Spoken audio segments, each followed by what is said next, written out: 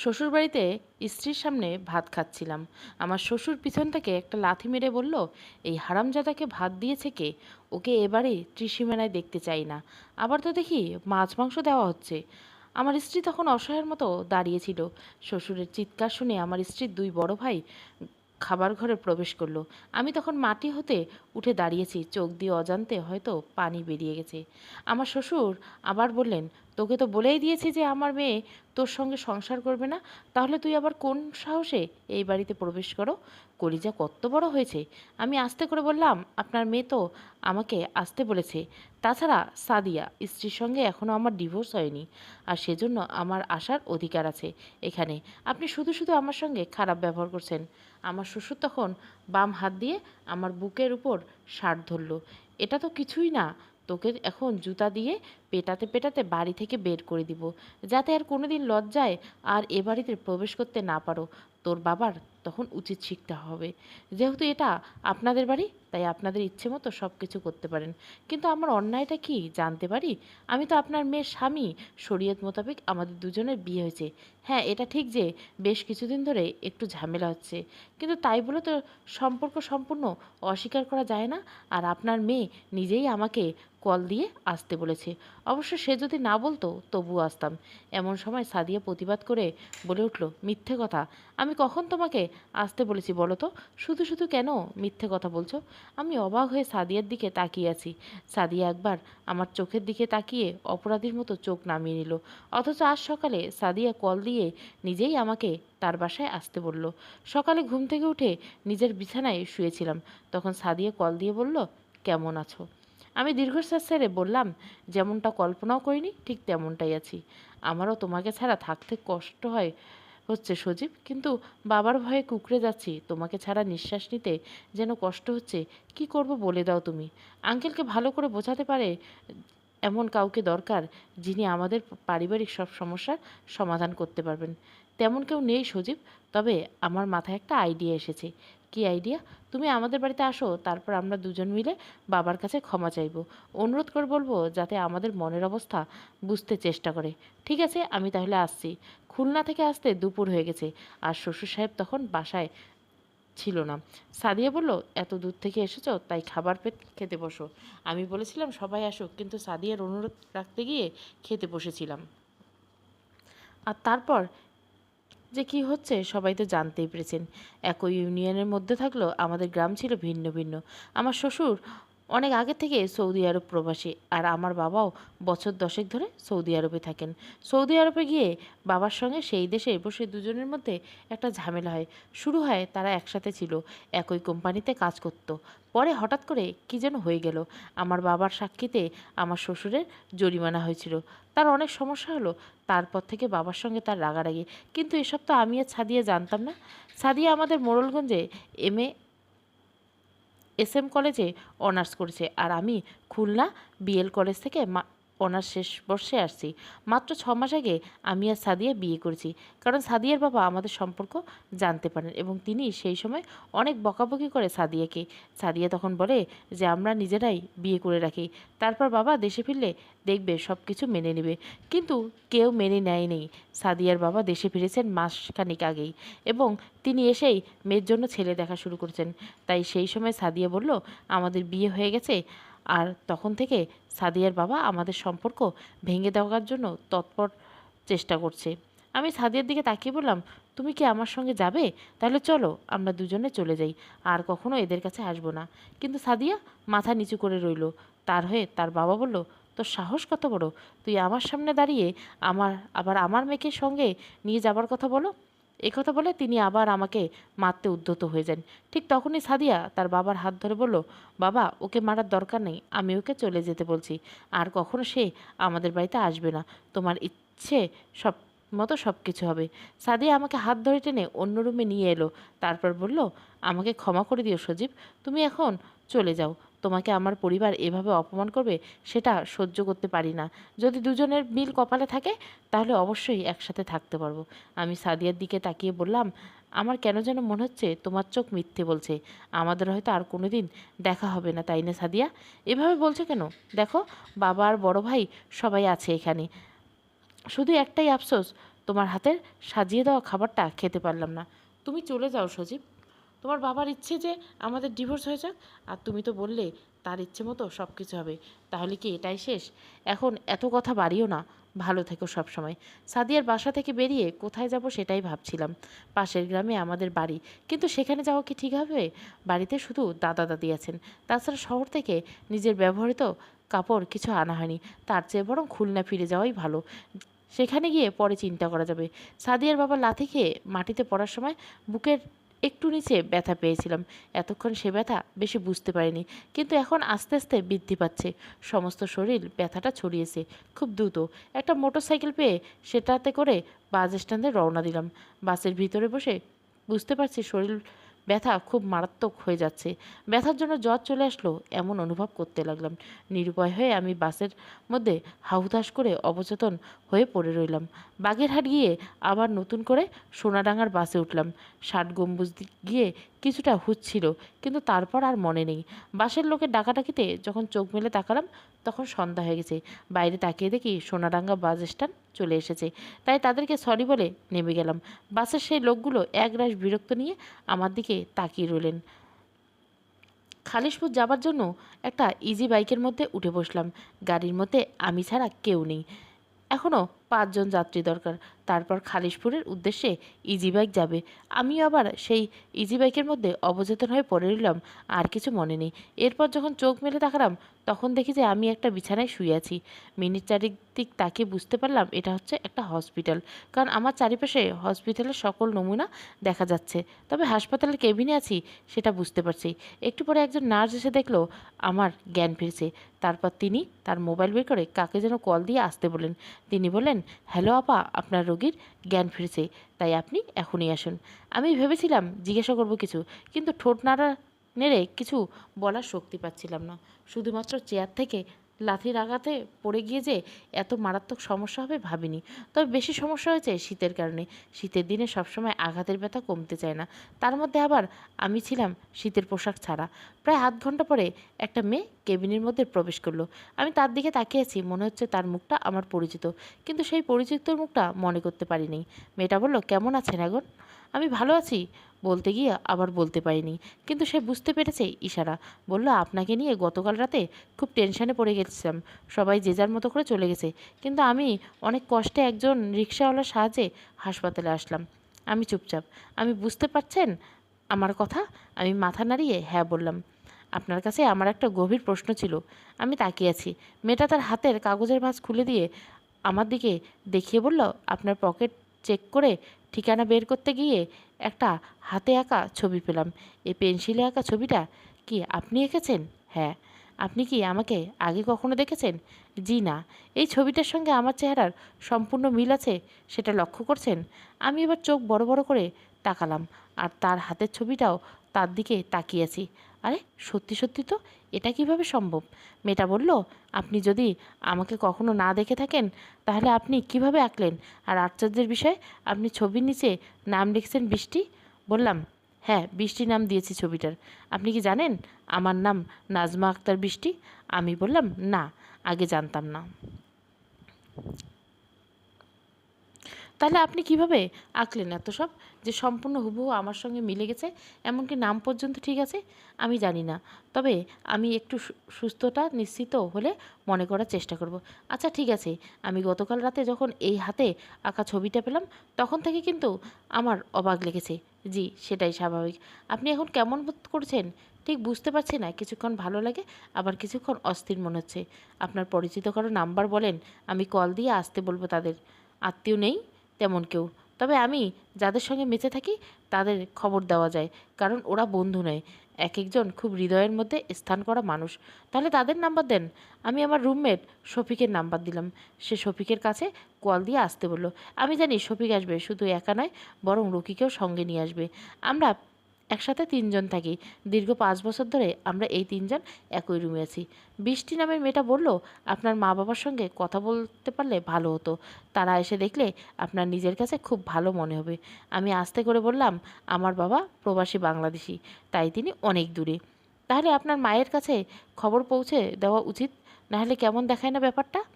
বাবার চেয়ে মা আরও অনেক বেশি দূরে, তাই মায়ের কাছে খবর পৌঁছে দেওয়া সম্ভব না। মানে আমার মা মারা গেছে, গ্রামের বাড়িতে আছে, শুধু দাদা দাদি আর কেউ নেই। ও সরি সরি, আমি বুঝতে পারিনি। হসপিটাল থেকে বের হতে আরও 4 দিন সময় লেগেছে। যদিও সম্পূর্ণ সুস্থ নয়, কিন্তু আমি প্রায় এক প্রকার জোর করে বের হলাম, কারণ সর্বদা চার দেওয়ালের বন্দি ভালো লাগে না। বৃষ্টি নামের মেয়েটা আমার কাছে অদ্ভুত লেগেছে, আবার তার কাছে আমি হলাম অদ্ভুত, কারণ তার মনে জানার আগ্রহ বেড়েছে যে আমি কিভাবে তাকে না দেখে এঁকে ফেলেছি। তবে তার রহস্য আমি উদ্ঘাটন করতে পেরেছি, কিন্তু ইচ্ছে করে এখনও বলিনি। আমাদের মেসের মধ্যে একটা স্থানীয় বড় ভাই খুব ভালো পরিচিত। মোটামুটি সবার সঙ্গে তিনি ভালো ব্যবহার করেন। আমার সঙ্গে তার বেশ কিছুদিন ধরে বন্ধুত্ব, আন্তরিকতার বন্ধুত্ব। তিনি আমাকে বৃষ্টির ছবি দেখিয়েছিলেন এবং বলেছিলেন যে আমি ছবি দেখে আঁকতে পারি কিনা। তার কাছেই নাম জেনেছিলাম নাজমা আক্তার বৃষ্টি, কিন্তু সেই বৃষ্টির সঙ্গে আমার দেখা হবে সম্ভব এটা? ভেবেছিলাম আর কিছুদিন পরে বৃষ্টির সাথে এ বিষয় নিয়ে কথা হবে, কিন্তু তার কোনো উপায় নেই। আমি সেই হসপিটাল থেকে আসার পরে সন্ধ্যাবেলা নিজেই আমার মেসের সামনে হাজির। আমার বুকের পার্শ্ব তখন হালকা ব্যথা, তবে মোটামুটি চলাচল করা যায়। আমি শীতের পোশাকে আর একটা চাদর জড়িয়ে তার সঙ্গে বের হতে চাইলাম, কিন্তু বৃষ্টি বাইরে না গিয়ে মেসের মধ্যে আমার রুমে এসে বলল, আপনি অসুস্থ, তাই আপনাকে কষ্ট দেওয়া ঠিক হবে না আমার। আমি বরং আপনার সঙ্গে এখানে বসে কথা বলি। অবশ্য আপনার যদি সমস্যা না হয় তবে। বললাম, মেসের মধ্যে অন্য কেউ হলে হয়তো 5 মিনিটের মধ্যে মেসের মালিক এসে উপস্থিত হতে পারতেন, কিন্তু আমার বেলায় সামান্য ভিন্নতা আছে, তাই আপনি এখানে বলেন। আচ্ছা, আপনি কি সবসময় এমন কৌতূহলী হয়ে থাকেন? না তো, আমি ছবির রহস্য জানতে চাই। আচ্ছা, কি আচ্ছা? বলেন কিভাবে আঁকলেন? আমাদের সেই স্থানীয় বড় ভাইয়ের নাম বাদল রহমান। আমি বাদল ভাইয়ের কথা সব কিছু তাকে বলে দিলাম, আর আমি যে তার ছবি দেখে দেখে এঁকেছি সেটাও বুঝিয়ে বললাম। সব কিছু শুনে বৃষ্টি বলল, আপনি কি আমার সম্পর্কে আর কিছু জানেন না? জি না, আমি আমার বাবা মার সঙ্গে ফ্রান্সে থাকি। ও আচ্ছা, ইন্টারমিডিয়েট পাশ করে চলে গেছিলাম, আর সম্প্রতি দেশে আসলাম। আপনি একাই? না, মা এসেছেন। ও, আমার মনে হয় বাদল ভাই আপনাকে খুব পছন্দ করে। আপনি কাউকে পছন্দ করেন? না, আমার স্ত্রী আছে। কি বলেন? আমি বিবাহিত। ও আচ্ছা, জানতাম না, আর ধারণাও ছিল না। বুঝতে পারছি। আজকে তাহলে আসি, আর একদিন কথা হবে। ঠিক আছে। যাবার আগে বৃষ্টি মেঠা আমার মোবাইল নাম্বার নিয়ে গেল, আর আমার হাতে আঁকা ছবি সে নিজে আগের থেকে নিজের কাছে নিয়ে গেছে। মেসে ফিরে আমার স্ত্রীর কাছে কল দিলাম। প্রথমবারে রিসিভ করে নেই, কিন্তু দ্বিতীয়বার রিং হতে রিসিভ করলো। আমি বললাম, কেমন আছো? চলছে। তোমার কি অবস্থা? মরিনি, অসুস্থ ছিলাম ঠিক, কিন্তু বেঁচে আছি। এভাবে বলছো কেন? এমনিতেই। কি করো? ভেবেছিলাম তুমি গতকাল কল দিবে, কিন্তু এই একদিন পরে কল দিবে ভাবিনি। গতকাল কেন? আমার কিছু করার ছিল না সজীব। পৃথিবীতে সবাই তো তাদের ভাগ্য মেনে নিয়ে বসবাস করে, তাই না? সরাসরি বলো, কি হয়েছে? আমি কিন্তু কিছুই বুঝতে পারছি না।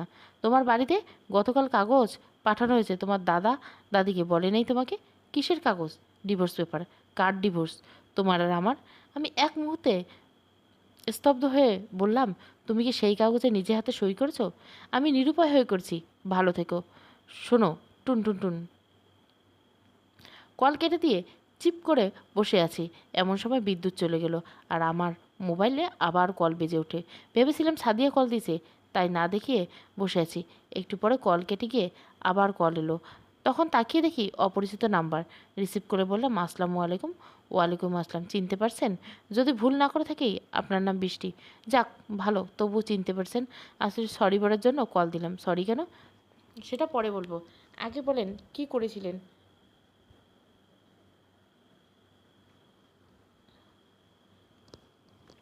আমার স্ত্রীর সঙ্গে কথা বলেছিলাম।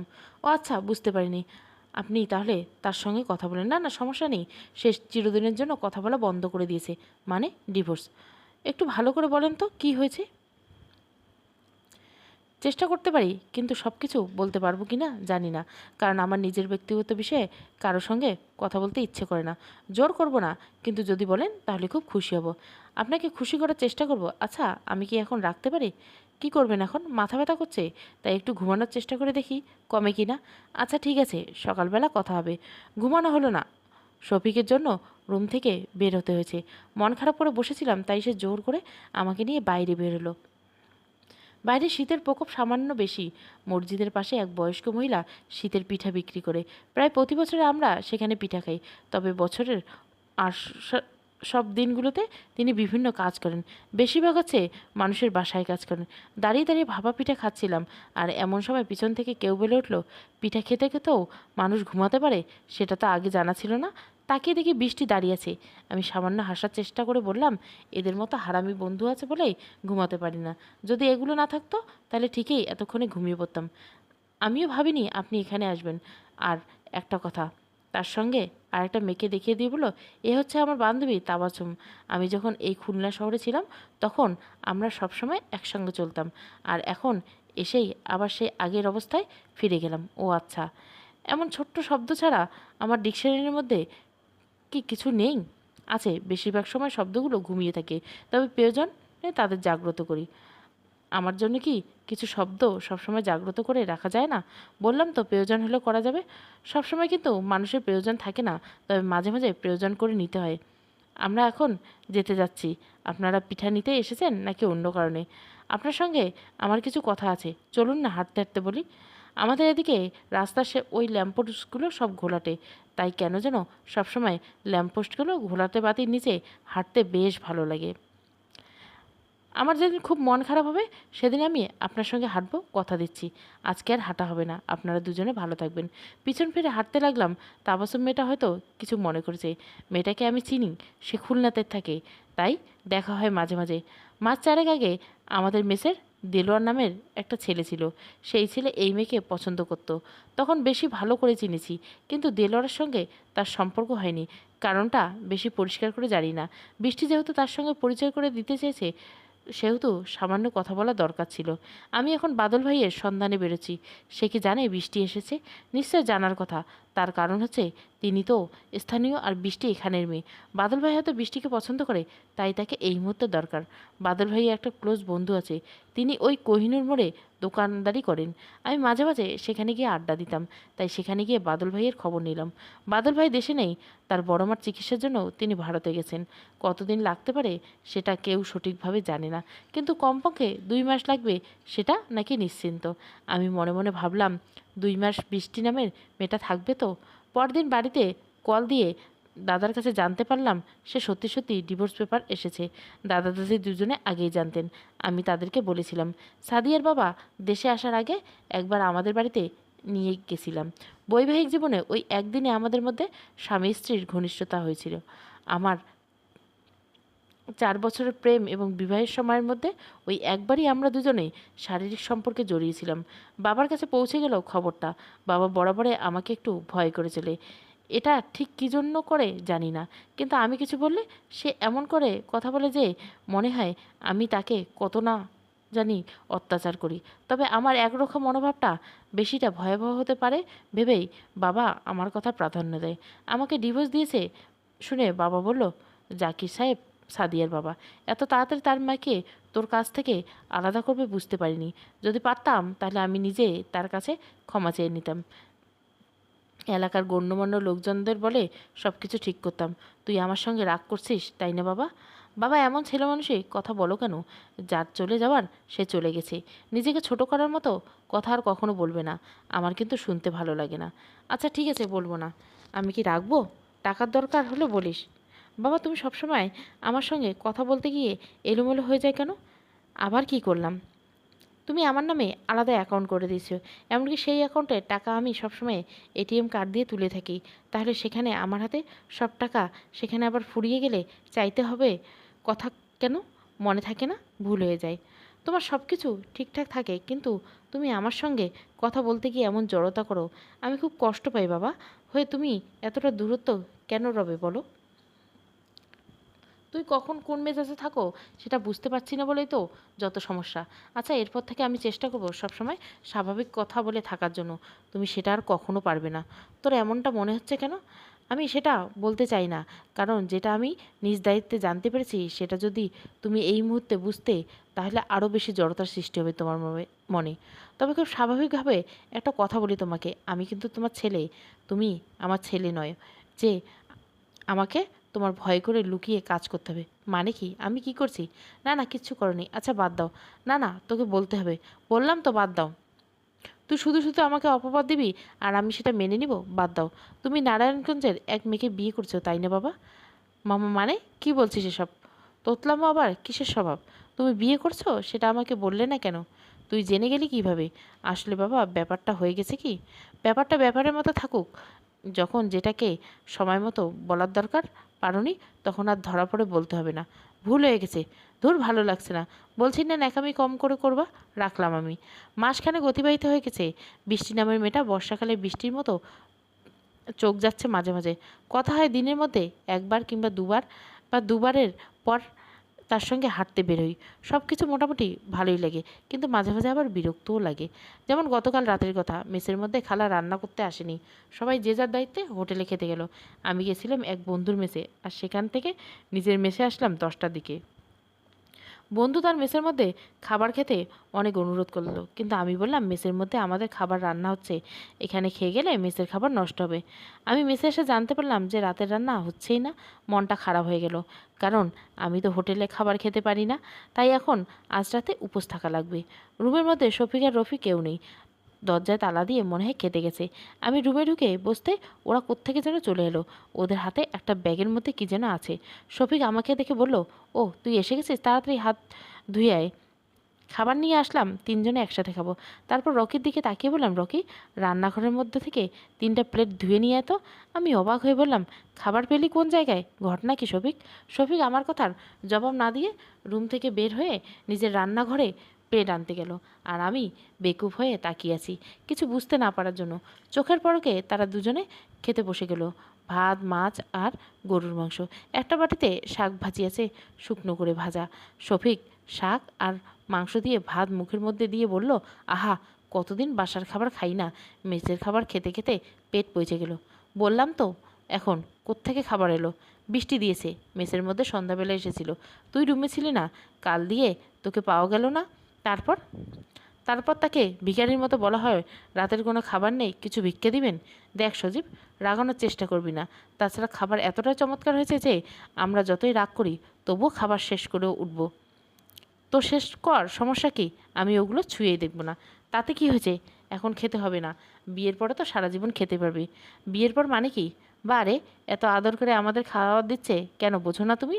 নাকি বুঝেও মেলে ধরতে চাও না? ফাজলাম করিস? একদম না। ও, মাংসটা যা হয়েছে রে রকি, আমাকে আরেকটু তুলে দে তো।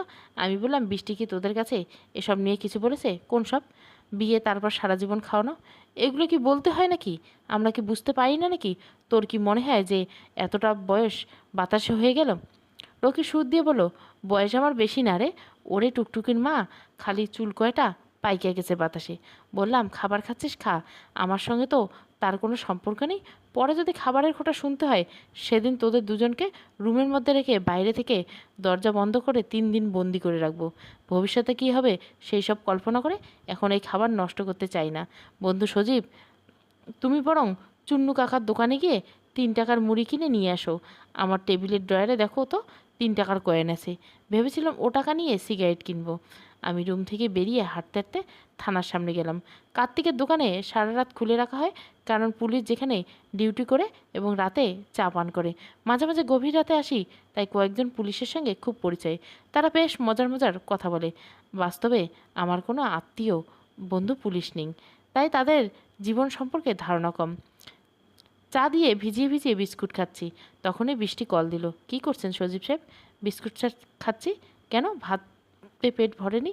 ভাত খাইনি, খালা রান্না করতে আসেনি।